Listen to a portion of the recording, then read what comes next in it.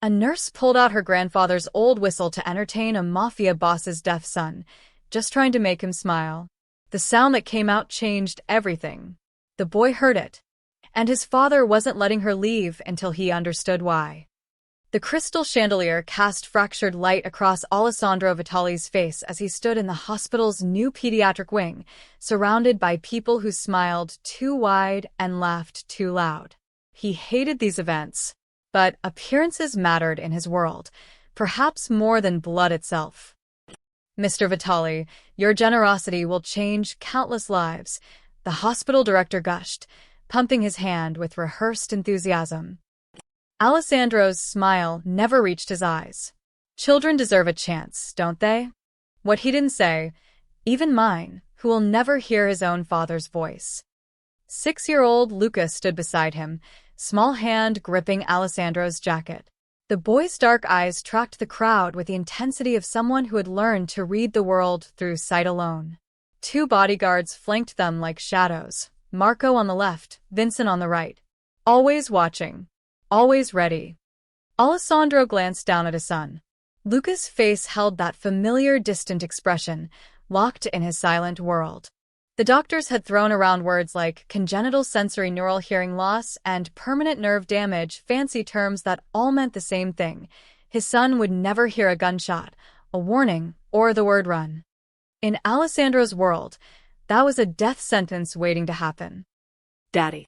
Luca signed, his small fingers moving with practiced precision. Tired. Alessandro nodded and signed back. Soon. Mr. Vitali. A photographer rushed forward. One picture with your son for the hospital newsletter? Before Alessandro could refuse, Marco's phone buzzed. The bodyguard's expression darkened as he leaned close. Boss, we have a situation. The boy's nanny. She's not responding. Car accident on the bridge.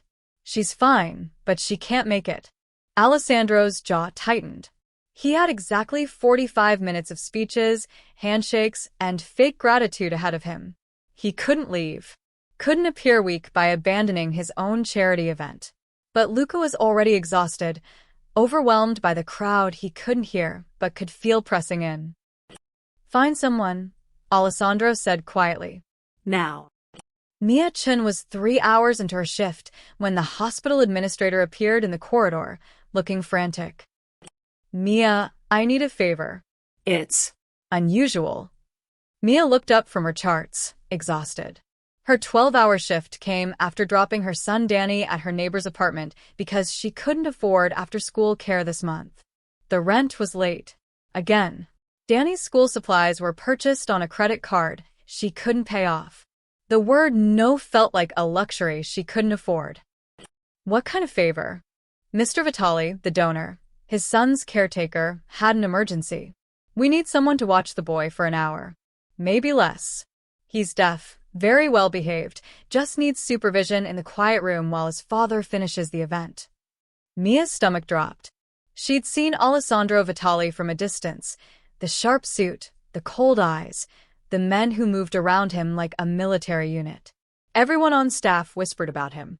Generous donor. Powerful connections. Don't ask questions. I'm not a babysitter, I know, but you're the only staff member with pediatric training available right now who isn't actively with a patient. Please, Mia. 1 hour. The administrator's eyes held something between desperation and warning.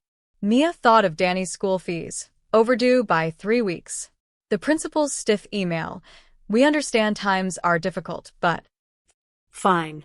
1 hour. Luca sat in the small room adjacent to the event hall, coloring with mechanical precision. Each stroke of crayon stayed within the lines. His bodyguard stood outside, visible through the glass door, their bulk blocking most of the light. Mia entered with a gentle smile, moving slowly so she wouldn't startle him. She'd worked with deaf children before during her pediatric rotation. The key was patience and presence. She waved to catch his attention. Luca looked up, those dark eyes assessing her with unsettling intelligence for a 6-year-old. Mia signed slowly. Hello. I'm Mia. I'm here to keep you company. Luca's eyebrows rose slightly. He signed back. You know sign language? A little. I learned in school. He studied her for a moment, then returned to his coloring. Mia sat across from him, noting his slumped shoulders, the tension in his small frame. This wasn't just a tired child. This was a lonely one. 20 minutes passed in comfortable silence. Luca drew what looked like a fortress with tiny figures inside. Mia watched, her heart aching at how meticulously he worked, as if perfection could protect him. Then his crayon rolled off the table. As Mia bent to retrieve it, her hand brushed the pocket of her scrubs. She felt the familiar shape of her grandfather's whistle, the one she'd found in his belongings after he died last year. She carried it like a talisman, though she'd never blown it. It felt too precious, too fragile. But looking at Luca's isolated expression, she made an impulsive decision. She pulled out the wooden whistle. It was small, about the length of her palm, carved with intricate swirling patterns that caught the light. The wood was dark, almost black, and smooth from years of handling. Mia held it up, miming blowing into it with exaggerated expressions, trying to make Luca smile. He watched her with mild curiosity, nothing more. Why not? She thought. He can't hear it anyway.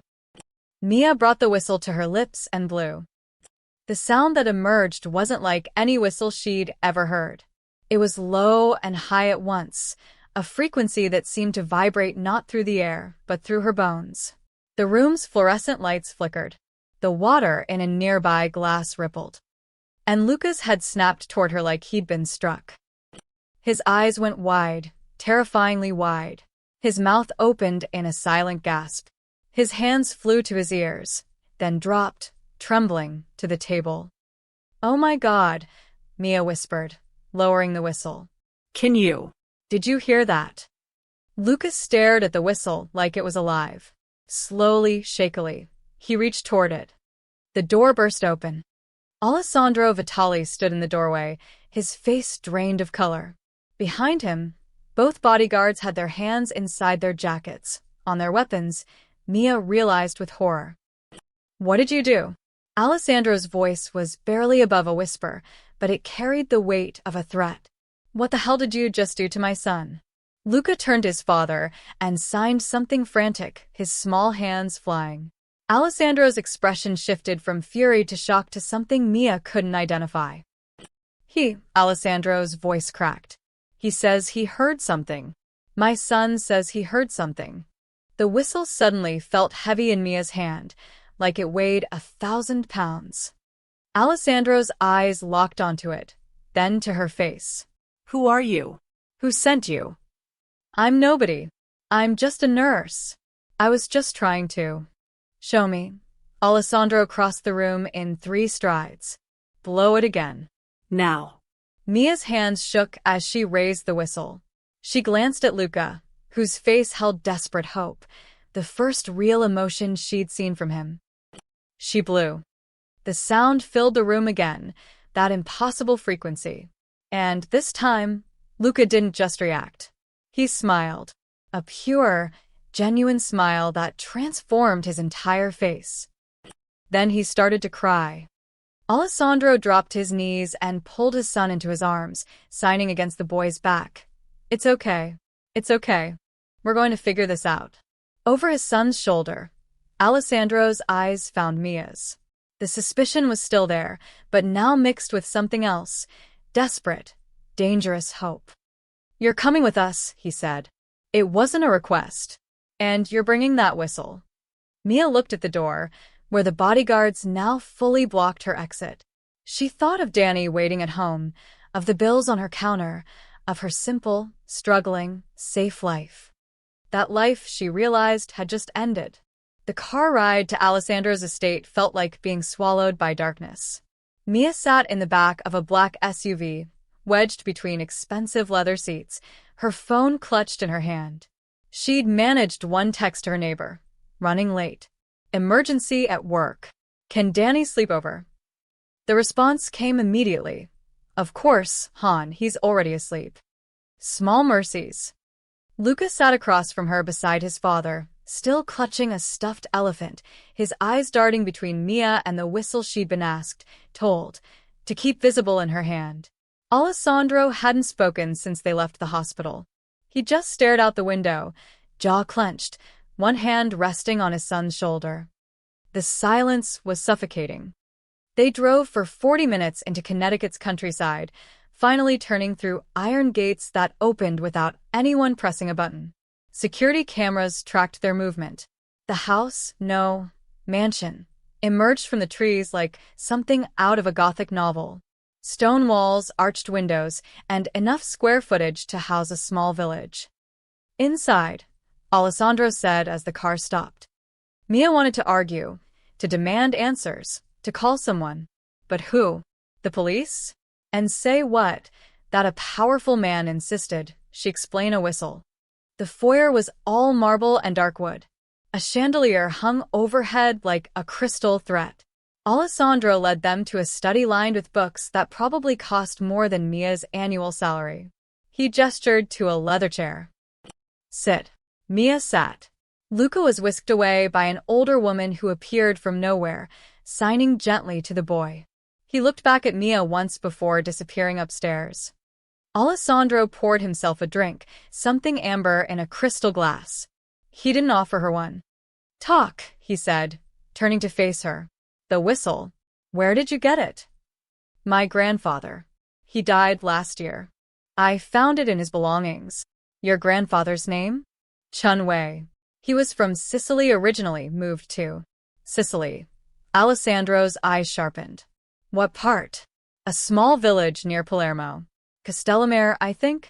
He left when he was young. Alessandro set down his glass with deliberate control. Castellamare del Golfo. Yes. Why does that? Do you know what that whistle is made from? Mia looked down at it, the dark wood gleaming under the lamplight. Wood? My grandfather carved things. It was his hobby.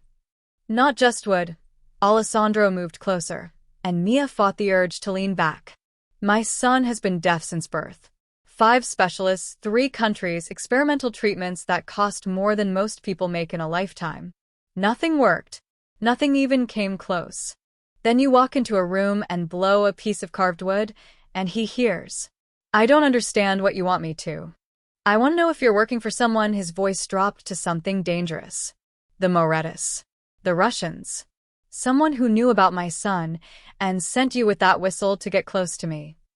Mia's breath caught. I'm a nurse. I work 60-hour weeks to keep my son fed.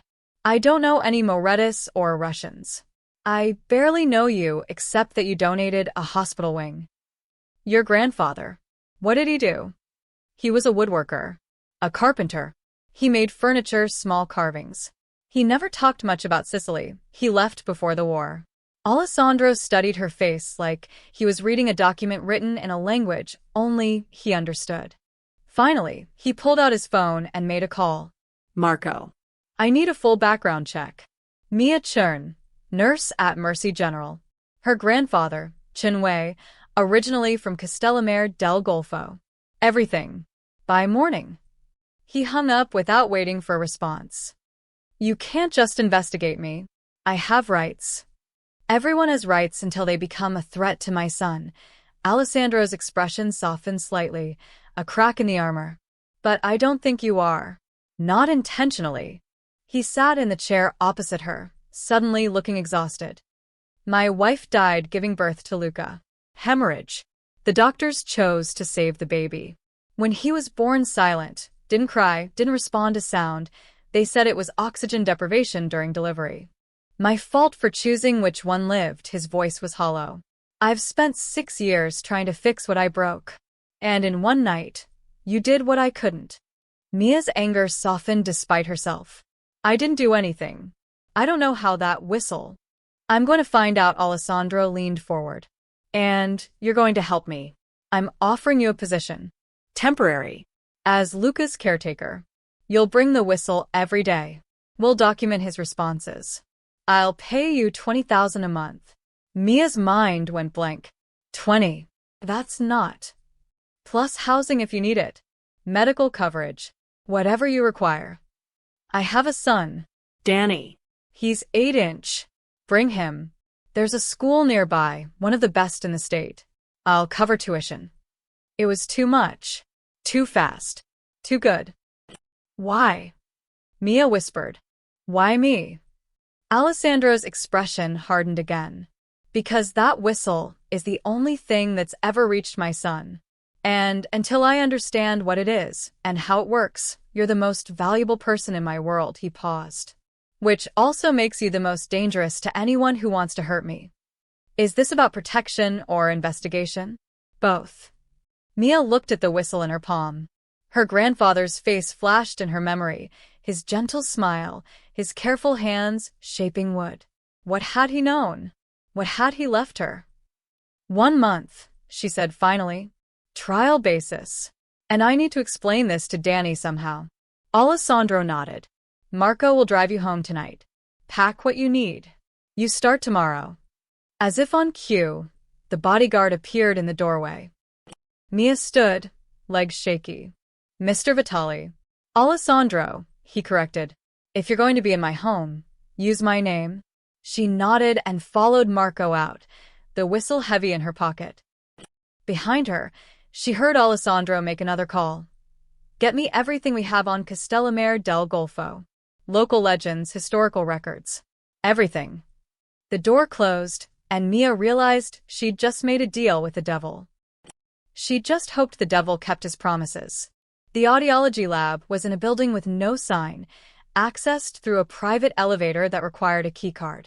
Mia had been at Alessandro's estate for 3 days, and she was still discovering how deep his resources ran.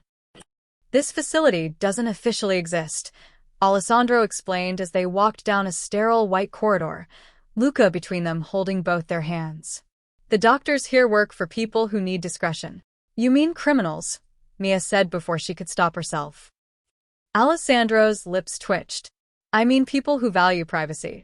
The lead audiologist was Dr. Patel, a woman in her 50s with sharp eyes and gentle hands. She knelt to Luca's level, signing, Hello, brave boy. We're going to play some games today. Is that okay? Luca nodded, though his grip on Mia's hand tightened. Over the past 3 days, something unexpected had happened. Luca had attached himself to Mia like a shadow. He waited by her door each morning, helped her make breakfast, and insisted she be present for everything. Alessandro watched this development with an expression Mia couldn't read, something between gratitude and pain. Standard tests first, Dr. Patel explained, leading them to a soundproof booth. Then we'll try with the whistle. For an hour, they ran through traditional hearing tests. Luca showed no response to any frequency, any volume. The graphs on Dr. Patel's screen remained flat as highways. She checked his ears physically, ran tympanometry tests, measured his acoustic reflexes. Structurally perfect, she muttered, frowning at her screen. His ear canals are clear. Eardrums intact. Ossicles functioning. This should work. But it doesn't, Alessandro said flatly. No.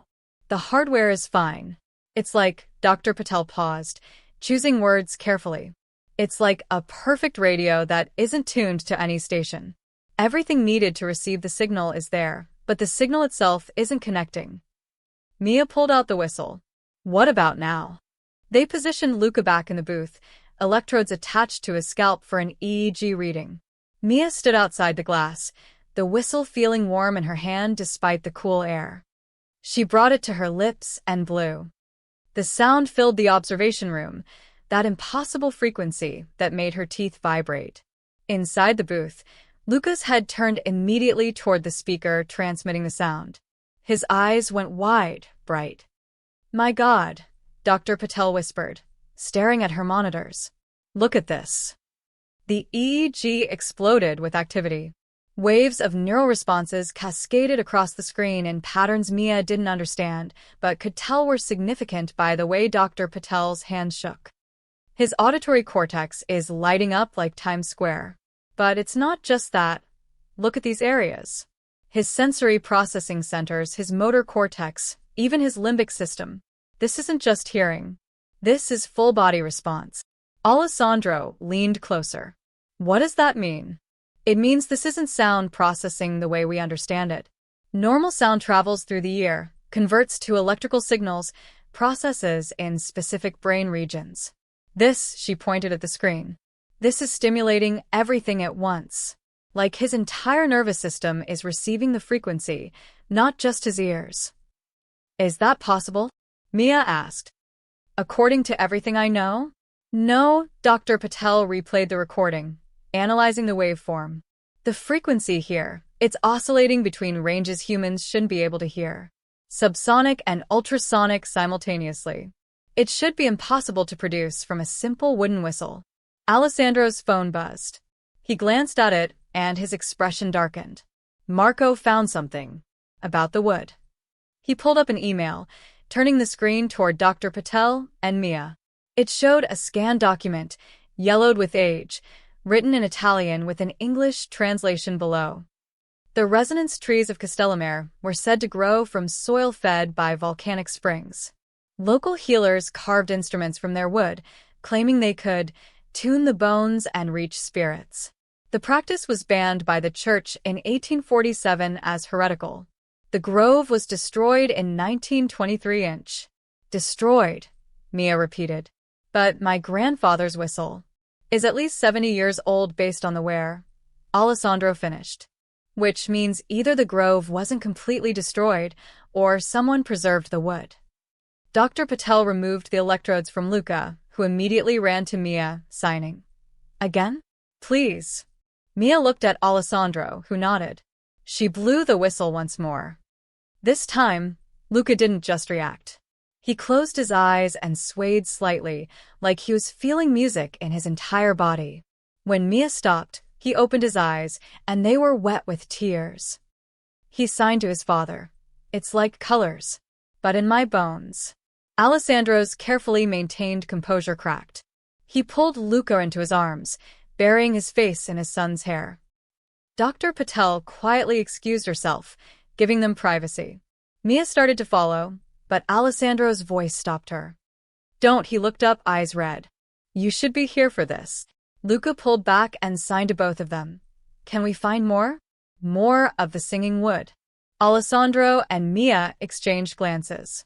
The same thought passed between them, unspoken but clear. Maybe. Alessandro signed slowly. Would you like that? Luca nodded eagerly. The most animated Mia had ever seen him. As they left the lab, Alessandro's phone buzzed again.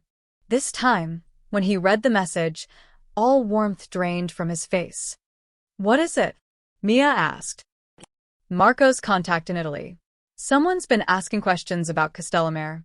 About the resonance trees, he looked at her with cold calculation. Someone knew we'd come looking. Who? Alessandro's jaw tightened. The Morettis. They own the land where the grove used to be. The elevator doors opened, and Mia felt the weight of what they'd started settling over her like a shroud. They weren't just chasing a miracle anymore. They were walking into a trap. The social club on Mulberry Street looked like any other Italian restaurant from the outside. Red awning, checkered curtains, a fading sign that read, Lombardi's Est. 1952, but everyone in certain circles knew what happened in the back room after midnight. Vincent Moretti sat at a corner table, spinning an espresso cup between his fingers.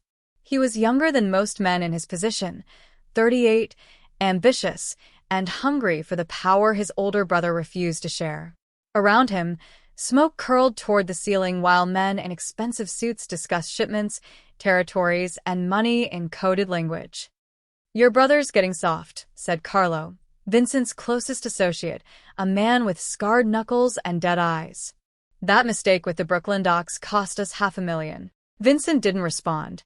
He was watching Dr. Russo across the room, Alessandro Vitali's personal physician, the one who'd treated Luca since birth. The doctor was drunk, laughing too loud, talking too much. Miraculous, I'm telling you. Dr. Russo slurred to the men around him. 6 years of nothing, and suddenly the kid hears something. Vitali's got some nurse with a magic whistle, or some bullshit. Vincent's attention sharpened. He stood smoothly and crossed the room. Dr. Russo, he said, sliding into the booth with a smile that didn't reach his eyes. That's quite a story. Tell me more about this miracle. The doctor's face paled as he recognized Vincent. I shouldn't have said anything. Patient confidentiality. Of course, Vincent signaled for more wine. But among friends, surely? Alessandro Vitali's deaf son can suddenly hear? That is remarkable.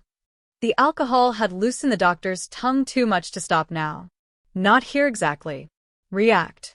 To one specific frequency. From some wooden whistle this woman has. They took the boy to Vitali's private lab. The readings were unprecedented. A wooden whistle, Vincent repeated slowly. And this woman, she works for Alessandro. A nurse. Single mother. Mia something. I think Dr. Russo leaned in conspiratorially. Vitali's obsessed. Paid her $20,000 a month just to stay in his house with the whistle. He's investigating the wood, sent people to Sicily. Vincent's mind raced. Alessandro Vitali investigating something in Sicily. Paying a fortune for a piece of wood. Acting desperate. Desperate men made mistakes. Sicily, Vincent said casually. Where exactly? Castellamare, I heard someone mention. But I don't know more than that, I swear. Vincent patted the doctor's shoulder. Of course. Thank you for the pleasant conversation, Doctor. Perhaps you should head home. You look tired. After the doctor stumbled out, Vincent returned to his table where Carlo waited. Get me everything on Castellamare del Golfo. Land records, property ownership, everything. What are we looking for? Whatever Alessandro Vitali thinks is valuable enough to cure his son. Vincent's eyes gleamed. If he wants it, we take it first. If his son can hear, because of some wood, imagine what we could do with it. Medical applications, military contracts. The Americans pay billions for new technology. You think it's real? Some magic whistle?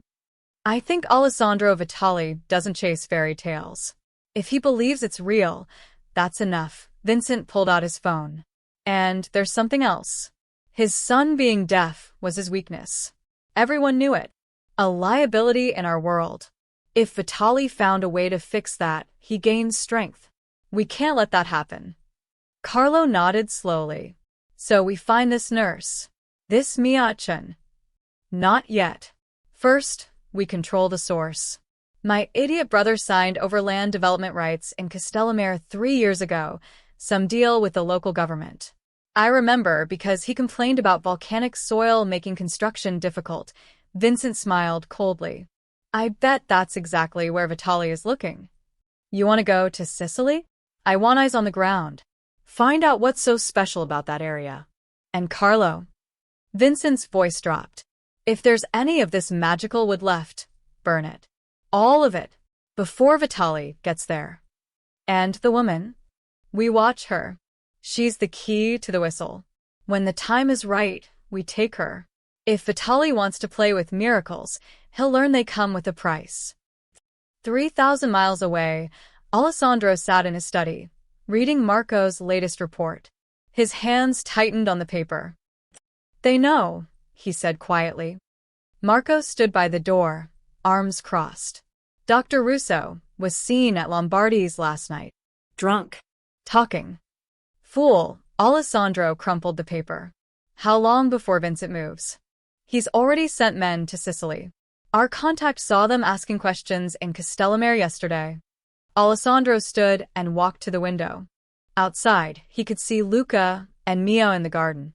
She was teaching his son to feel vibrations through a drum, their hands moving in rhythm. Luca was laughing, actually laughing, something Alessandro heard so rarely, it made his chest ache. Double security on the house, Alessandro said. And, get the plane ready. You're going to Sicily? We're going to Sicily. All of us. Alessandro turned from the window.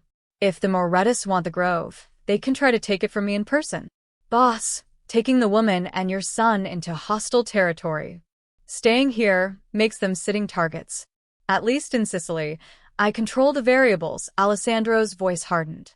And I need to see that grove with my own eyes. If there's more of that wood, if there's a way to help Luca permanently, I'm not letting Vincent Moretti burn it to the ground out of spite. Marco hesitated. The woman, Mia. She doesn't know what she's walking into. Then it's time she learned. Alessandro moved toward the door. We leave tomorrow night. Pack for week. And Marco? Bring everyone we trust. This won't be a peaceful trip. As Alessandro walked toward the garden to tell Mia they were going to Sicily, he didn't see the black sedan parked 3 houses down, or the man inside with a telephoto lens, capturing photos of Mia and Luca through the fence. The photos were already uploading to Vincent Moretti's secure server. The trap was being set, and both sides were walking into it with their eyes wide open. The village of Castellamare del Golfo clung to the Sicilian coast like a barnacle, all sun-bleached stone and narrow streets that smelled of sea salt and wild fennel. Mia hadn't been here since she was 7, and even then, it had been brief, a single summer visiting her grandfather's sister before the old woman passed away. Now, standing in the cobblestone square with Luca's hand in hers and Alessandro's security team fanned out like a small army, she felt like she'd stepped into a memory that didn't quite belong to her. "Your aunt lives where?" Alessandro asked, studying a map on his phone. "Up the hill. The yellow house with the blue shutters. At least, that's what my grandfather told me." Mia shifted the backpack containing the whistle. She hadn't let it out of her sight since they'd boarded Alessandro's private jet. If she's even still alive, she'd be almost 90 now. Danny walked beside them, eyes wide with wonder.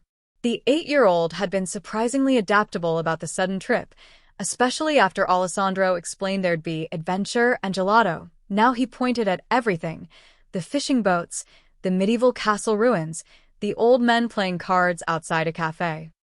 "Mom, is this where great-grandpa was born?" "Somewhere near here, yes." They climbed the steep street, Marco and 2 other guards trailing behind. Locals watched them pass with the suspicious curiosity reserved for outsiders with too much money and purpose.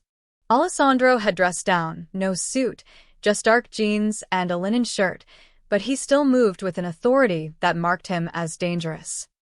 The yellow house stood at the end of a narrow alley, its blue shutters faded to almost gray. Bougainvilleas spilled over the walls like purple waterfalls. Before Mia could knock, the door opened. The woman who stood there was tiny, bent with age, but her eyes were sharp as broken glass. She looked at Mia for a long moment, then smiled with half her teeth missing. "Chun Wei's granddaughter," she said in Italian. "You have his nose. Zia Giulia?" Mia responded in halting Italian. "You remember me?" "I remember everything." The old woman's gaze shifted to Alessandro, then to the guards, and her smile faded. "And I remember what men like you bring to quiet places. Violence." "We're not here for violence," Alessandro said in perfect Italian. "We're here for information. Information about what my brother left behind." I imagine Giulia stepped aside. Come? "But only you 3. The soldiers stay outside. This is a small house with old walls. They'll hear everything anyway." They entered a dim living room that smelled of olive oil and lavender. Religious icons covered every surface: Mary, various saints, a crucifix that looked carved from the same dark wood as Mia's whistle. Giulia gestured for them to sit, then settled into a worn chair with a grunt. Luca stayed close to Mia, signing. "She's very old."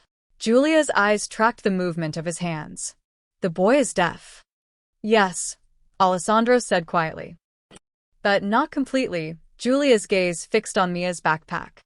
"You brought it." "My brother's whistle." Mia's breath caught. "You know about it?" "Child, I helped him carve it." Giulia's weathered hands trembled slightly as she reached for a small wooden box on the side table. She opened it to reveal yellowed photographs. "Wei was 15 when we discovered the grove. I was 12. Our father forbade us from going, said it was cursed land, that the trees sang to the dead." She handed Mia a photograph. It showed 2 teenagers standing before massive trees with twisted black trunks and silver leaves. Even in the faded image, the trees looked otherworldly. "The resonance trees," Giulia continued. "Only 7 left by then. The church had ordered most destroyed centuries ago. Too many healers using them for witchcraft.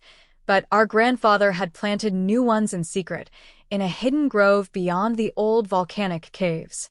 Alessandro leaned forward. Are they still there? Julia's expression darkened. You're not the first to ask that question this week. The Morettis, Alessandro said flatly. 3 men. They came 4 days ago, asking about the grove, about the trees. I told them nothing, but others talked. The old families remember the stories. The Morettis offered money for the location. She spat on her own floor. Blood money. Did anyone tell them? Paolo Carboni, a drunk who needed cash. He led them to the caves yesterday. Julia's eyes glinted. They haven't come back. Mia felt cold despite the warm room. What do you mean? The grove protects itself. Always has. The trees grow where volcanic vents release gas from deep in the earth. Sulfur, carbon dioxide, other things. The air itself can kill you if you don't know the safe paths. Julia smiled grimly. And I learned those paths as children. He carved 7 whistles before we left Sicily, 1 from each tree. I know of only 3 that survived. Yours. Mine. She touched the crucifix on the wall. And 1 buried with our father. Can you take us there? Alessandro asked. To the grove. Why? So you can harvest the wood like everyone else who's tried. Julia's voice turned sharp. The trees are sacred. They grow from the bones of the earth. They're not meant to be cut down for profit. Not for profit, Alessandro's voice softened. For my son. He nodded to Mia, who pulled out the whistle and blew it gently. The sound filled the small room. Luca's face transformed, his eyes closing as he swayed to the frequency only he could fully perceive. Julia watched, and tears slid down her weathered cheeks. The trees call to him, she whispered. They recognize something in his bones. Something broken that they want to heal. She stood slowly, painfully. I will take you. But you must understand. The grove is not safe. The Morettis may be dead in the caves, or they may be waiting. And the trees themselves, she paused. They don't give their gifts freely. They require something in return. What? Mia asked. Julia looked at her with ancient eyes. Truth. The trees sing to what's hidden inside you. If you cannot face what they reveal, they'll drive you mad. That's why the church feared them. Alessandro stood. When do we leave? Dawn. Before the heat makes the gases worse, Julia moved to a chest and pulled out a faded map.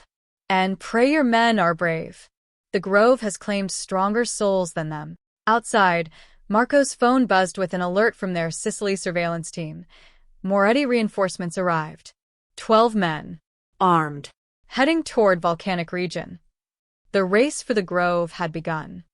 And nobody knew yet what the trees would demand as payment. They left before sunrise, when the Sicilian sky was still bruised purple and the village slept. Julia led them in a battered Fiat up a winding mountain road that turned to dirt, then to nothing at all. Alessandro had insisted Danny stay behind with 2 guards at a secure hotel, and for once, Mia hadn't argued. The volcanic caves appeared like wounds in the hillside, dark openings exhaling cool air that smelled of sulfur and ancient earth. Julia moved with surprising agility for her age, a walking stick in one hand and a flashlight in the other. Stay close, she warned. Step only where I step. The safe path is narrow. Marco and 4 other guards followed, hands near their weapons. Alessandro walked beside Mia, with Luca between them. The boy's eyes were wide but unafraid, his hand gripping the whistle Julia had given him from her own collection, a twin to Mia's, carved with the same swirling patterns. The cave swallowed them whole. Inside, the darkness was absolute except for their flashlights cutting weak beams through the black. Water dripped somewhere distant. The air grew warmer, heavy with minerals and something else, a low vibration Mia felt in her chest before she heard it. The trees, Julia said. They're singing. They know we're coming. 20 minutes of careful walking through narrow passages brought them to a cavern so large their lights couldn't find the ceiling. And there, impossibly, grew the resonance trees. 7 massive trunks, black as obsidian, with silver leaves that seemed to generate their own faint light. Their roots disappeared into cracks in the stone floor where volcanic heat shimmered the air. The trees moved without wind, branches swaying to a rhythm that had nothing to do with nature. Luca gasped, actually made a sound, the first Mia had ever heard from him. He pulled free and ran toward the nearest tree, hands outstretched. Luca, wait. Alessandro lunged after him. The boy pressed his palms against the black bark and went completely still. His eyes rolled back, showing whites. Luca. Mia screamed, running forward. But then Luca smiled. His hands began to move against the tree trunk, feeling patterns invisible to everyone else. He turned to his father and signed with trembling fingers. They're talking. All of them. I can hear everything. Alessandro's face went pale. What are they saying? Before Luca could answer, Marco shouted from the cave entrance. Contact. We've got. The gunshot cracked through the cavern like thunder. Marco dove behind a rock formation as bullets sparked off stone. Mia grabbed Luca, pulling him behind one of the massive tree trunks. Alessandro drew a pistol from beneath his jacket, of course he was armed, and returned fire toward the cave mouth. Vitali. Vincent Moretti's voice echoed through the cavern. You're predictable. Did you really think I'd let you have this? You followed us. Alessandro called back, keeping Luca and Mia behind him. Your aunt talked easier than she pretended. Vincent's silhouette appeared at the cave entrance, backlit by dawn. Paolo Carboni wasn't the only one who knew the path. You just needed the right motivation. Giulia spat. I told them nothing. No, but your neighbor did. After we convinced her you'd be safer if we protected you. Vincent's laugh was cold. Now step away from the trees, Alessandro. This is bigger than your deaf son. These trees are worth millions, medical research, military applications. You're thinking too small. These trees aren't leaving this cave, Alessandro said. Then neither are you. More gunfire erupted.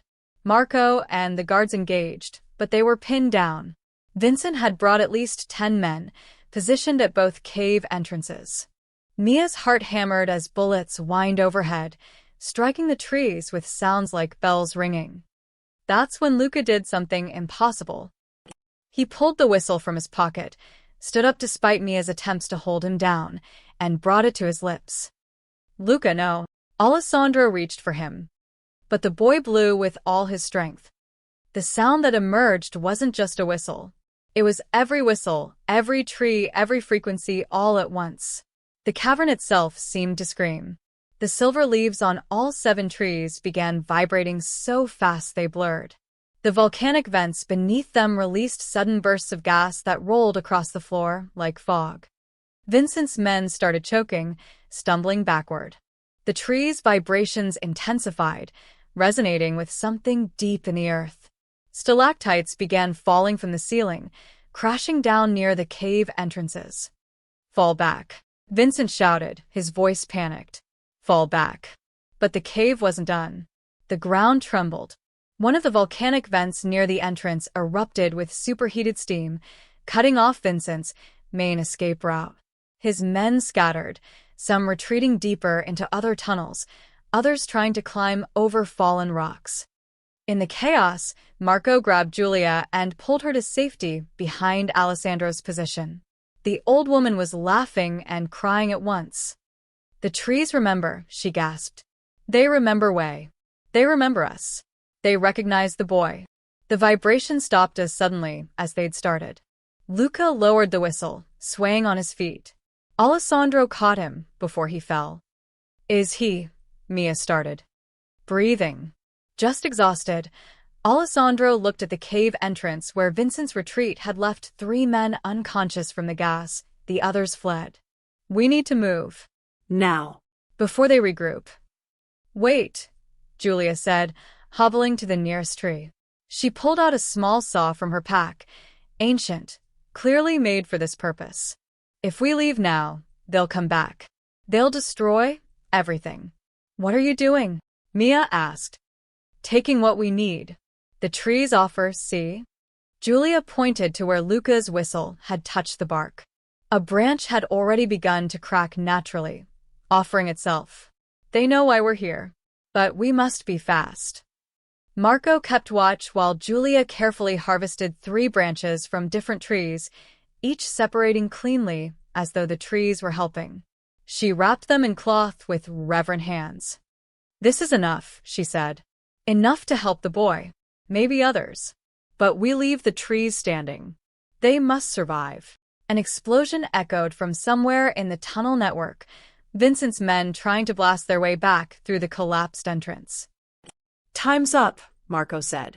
"Boss, there's a second exit. Narrow, but we can make it." They ran through passages Julia navigated by memory, the old woman moving faster than seemed possible. Behind them, shouts and gunfire echoed, but distance made them abstract, unreal. They emerged on the far side of the mountain just as the sun broke the horizon, painting the Mediterranean gold and crimson. Their cars were a mile away, hidden in an olive grove. Lucas stirred in his father's arms, sighing weakly. The trees said thank you for listening. Alessandro's voice was rough. What else did they say? Lucas' expression turned serious beyond his years. That mom needs to hear them too. That she's carrying something broken that they can fix. Mia's blood went cold. She thought of her grandfather, of the secrets he'd never told, of the whistle she'd carried without understanding. "What does that mean?" she whispered. But Julia was already looking at her with knowing, sad eyes. "It means," the old woman said gently, "that your grandfather wasn't just a woodcarver. And your family's connection to these trees goes deeper than you know." Behind them, the mountain rumbled. Whether from Vincent's explosives or the tree's anger, no one could say. They had the wood. But the real revelations were just beginning. The safe house sat on a cliff overlooking the Tyrrhenian Sea, isolated enough that the only sounds were waves and seagulls. Alessandro had owned it for years, a place to disappear when the world got too dangerous. Now, with Vincent Moretti's men scouring Sicily for them, it was the only sanctuary left. Luca had fallen into a deep sleep the moment they arrived, exhausted from whatever the trees had pulled from him. Julia tended to him, humming old songs while she kept watch. Marco and the guards patrolled the perimeter, weapons ready. That left Alessandro and Mia alone on the terrace as sunset painted the sky in shades of blood orange and violet. "Your son said something in the cave," Alessandro began, his voice quiet. "About you carrying something broken." Mia's hands tightened on the terrace railing. The Mediterranean stretched before them, infinite and indifferent. "I don't know what he meant. Don't you?" Alessandro turned to face her. For once, his carefully maintained mask had slipped. He looked exhausted, almost vulnerable. "I've spent 3 days watching you with my son. The way you flinch when people raise their voices. How you check exits in every room. You're running from something, Mia. Just like I've been running from what happened to Luca. That's different. You lost your wife. You." "I kill my wife," the words came out flat, brutal. "That's the truth I've never said out loud. The doctors gave me a choice during the delivery. Her heart was failing. They could save her or the baby. Not both," his voice cracked. "I chose Luca. I chose to let her die." Mia's breath caught. "Alessandro." She begged me. With her last conscious words, she begged me to save her. And I looked at the monitor showing my son's heartbeat, and I said no. He turned back to the sea. When they told me he was deaf, I thought it was punishment. God's way of showing me I made the wrong choice. That I traded a full life for a broken 1 inch. "Luca's not broken," Mia said fiercely. "I know that now. But for 6 years, every time I looked at him, I saw my failure. Not a son, a reminder of what I destroyed to bring him into the world." Alessandro's hands clenched into fists. "I funded that hospital wing hoping it would balance the scales. I hired specialists thinking I could fix what I broke. But nothing worked. Nothing reached him. Until the whistle. Until you." Alessandro looked at her. "You see him as a person, not a problem to solve. You don't flinch from his silence or treat it as a disability. You just see him the way his mother would have." Tears burned Mia's eyes. "She would have been better than me. Maybe. But she's gone, and you're here, and my son trusts you more than he's ever trusted anyone except me. Maybe more, he paused. So, I need to know what you're running from, Mia.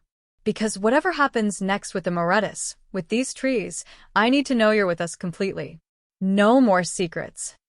The words came before she could stop them, pulled out by the raw honesty in his confession. My grandfather didn't just leave Sicily. He fled. Mia's voice shook. I found letters after he died. He was supposed to marry a girl from Castellamare, an arranged marriage to unite families. But he loved someone else. A woman from the Moretti family. Alessandro went very still. When he refused the marriage, they came for him, beat him so badly he nearly died. The woman he loved, Bianca Moretti, she helped him escape, got him on a boat to America. But her family found out. Mia's tears spilled over. They killed her. Made it look like an accident, but everyone knew.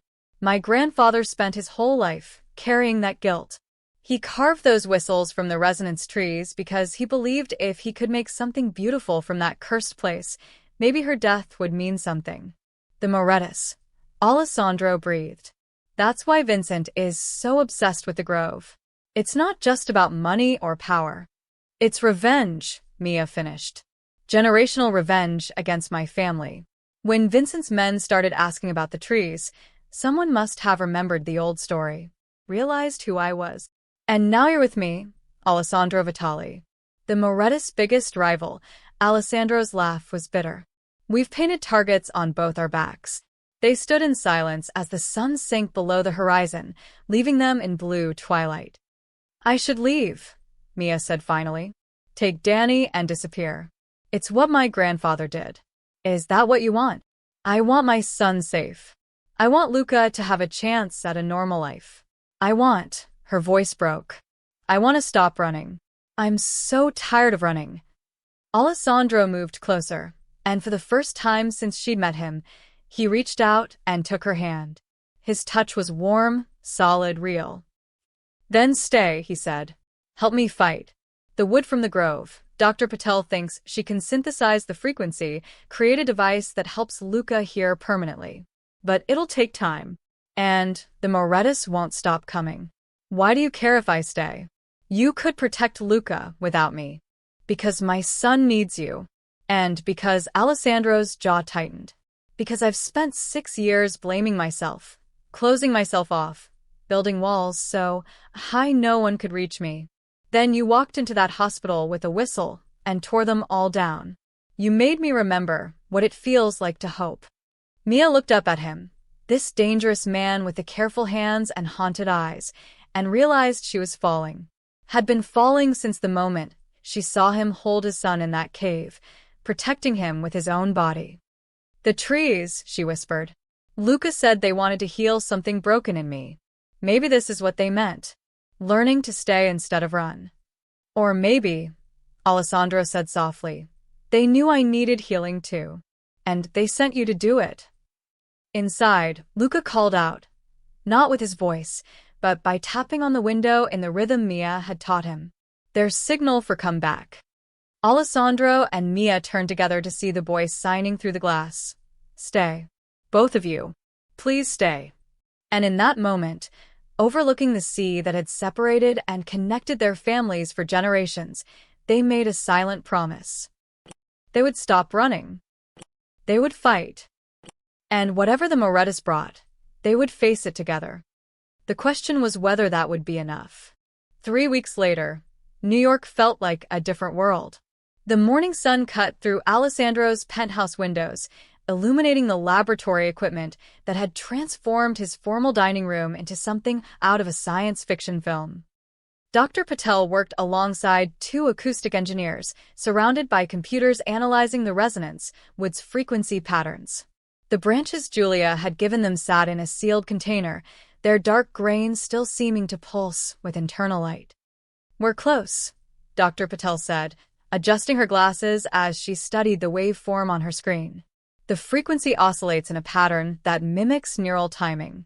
It's not just sound, it's a language the nervous system understands instinctively. Alessandro watched from the doorway, Mia beside him. They'd fallen into an easy partnership over the past weeks. Strategy meetings that turned into late-night conversations, shared meals with the boys, moments where their hands would brush and neither would pull away. How close? Alessandro asked. We can begin the first treatment today. But Alessandro, Dr. Patel's expression turned serious. This isn't a cure. It's more like tuning. We'll use modified hearing aids that emit the resonance frequency constantly, training Luca's auditory cortex to process normal sound. It could take months, maybe years. But it will work. The simulations are promising. His brain is already responding to the whistles. This just amplifies and refines that connection. She held up a small device, no bigger than a standard hearing aid. We've embedded microscopic shavings of the resonance, wood in the circuitry. It should maintain the frequency indefinitely. Mia squeezed Alessandro's hand. Let's tell him. They found Luca in the courtyard with Danny, both boys playing with a soccer ball. Over the past weeks, they'd become inseparable. Danny teaching Luca the games hearing kids played, Luca teaching Danny to see the world through different senses. Luca, Alessandro signed. Dr. Patel is ready. The boy's face lit up with hope and fear in equal measure. He signed back. Will it hurt? No, Piccolo. You'll just wear these. Mia showed him the modified hearing aids. Like glasses, but for your ears. Luca nodded slowly, then looked at Danny. His friend gave him 2 thumbs up. The procedure took less than an hour, fitting the devices, calibrating the frequency, making micro-adjustments based on Luca's neural feedback. When Dr. Patel finally activated them, everyone held their breath. Luca's eyes went wide. His hands flew to the devices, touching them gently. Alessandro knelt before his son. Luca, can you? I hear you, Luca whispered, his voice rusty from disuse, but unmistakably clear. Papa, I hear you. Alessandro's composure shattered. He pulled Luca into his arms, shoulders shaking with 6 years of grief, guilt, and relief finally released. Say it again. Please, say it again. I hear you, Papa. I hear you. Mia turned away, tears streaming down her face. Danny hugged her waist, crying too, though he didn't fully understand why. Dr. Patel quietly documented everything, her own eyes wet behind her glasses. That afternoon, while Luca explored the new world of sound, laughing at Danny's jokes, listening to music, asking what every noise was, Alessandro's phone rang. It was Marco. Boss, we've got movement. NYPD just raided 3 Moretti holdings. Vincent's been arrested. Alessandro's eyebrows rose. On what charges? Illegal land acquisition in Sicily, among other things. Seems someone sent the authorities detailed documentation of property fraud, environmental violations, and connections to the men who died in the volcanic caves. Marco paused. Anonymous source. Very thorough. Alessandro glanced at Mia, who was innocently watching the boys play. She'd spent considerable time on her laptop the past 2 weeks, claiming she was organizing family history. How thorough? Alessandro asked. Thorough enough that the Italian government is reclaiming the land around the grove, designating it as a protected archaeological site. No development allowed. Marco's voice held amusement. Whoever compiled this file knew exactly what evidence would hurt the Morettis most. Interesting, Alessandro said mildly. Keep me updated. He approached Mia as she stood watching their sons. You wouldn't know anything about anonymous tips to the authorities, would you? Mia's smile was innocent. Me? I'm just a nurse. A nurse who happens to have extensive documentation of her grandfather's letters. Letters that mention the Morettis' illegal activities in Castellamare dating back decades. My grandfather was very detailed in his correspondence, Mia agreed. It seemed a shame to let all that information go to waste. Alessandro laughed, genuinely laughed for the first time in years. You're terrifying, you know that. I learned from the best, she turned to face him. Besides, you said we fight together. I just chose a different weapon. Remind me never to underestimate you. Too late for that. As evening fell, they gathered in the courtyard. Alessandro, Mia, Luca, Danny, and the household staff who'd become family over the past weeks. Marco brought out wine and sparkling cider. Someone turned on music. Luca heard his first song. He grabbed his father's hand, then Mia's, pulling them together. "Dance," he said, the words still unpracticed but perfect. "The trees said families should dance." "The trees said that?" Alessandro asked, amused. "They show me things." In dreams, Luca's expression turned solemn beyond his years. "They said Mama would be happy. That you finally stopped being sad." Alessandro's throat tightened. He looked at Mia, this fierce, single mother who'd walked into his life with a wooden whistle and torn down every wall he'd built. "Dance with me?" he asked softly. Mia took his hand. "Only if you promise not to step on my feet." "No promises." They swayed to the music while the boys played, and Marco pretended not to watch. The city stretched around them, dangerous, complicated, full of threats that would never fully disappear. But here, in this moment, they had something more powerful than any weapon in Alessandro's arsenal. They had family, found and forged and fought for. Luca's laughter rang out, the sound Alessandro had waited 6 years to hear, as Danny whispered something ridiculous in his ear. The resonance with devices glinted in the fading light, still singing their impossible frequency, still connecting the boy to a world he'd been locked out of. "What are you thinking?" Mia asked against Alessandro's shoulder. "That my wife would have liked you. That you gave my son something I never could. The belief that being different isn't being broken. You gave him that too. You just needed help seeing it.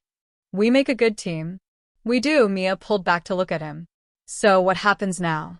Alessandro glanced at Marco, who nodded slightly. The threat wasn't over. It never would be in his world. But it was managed. Controlled. "Now," Alessandro said, pulling Mia closer, "we live. We protect what we've built. And we teach our sons that family isn't about blood or hearing or perfection. It's about choosing to stay when running would be easier." "Your grandfather would have approved," Mia whispered. "Yours too, I think." Above them, the first stars appeared in the New York sky. Somewhere in Sicily, the resonance trees still sang in their volcanic grove, protected now by laws and secrets. And in a small yellow house with blue shutters, Julia raised a glass of wine to ghosts and whispered her thanks. The whistle had done its work. But the real magic, the kind that healed broken hearts and built families from strangers, that was all human. That was all them. And it was just beginning.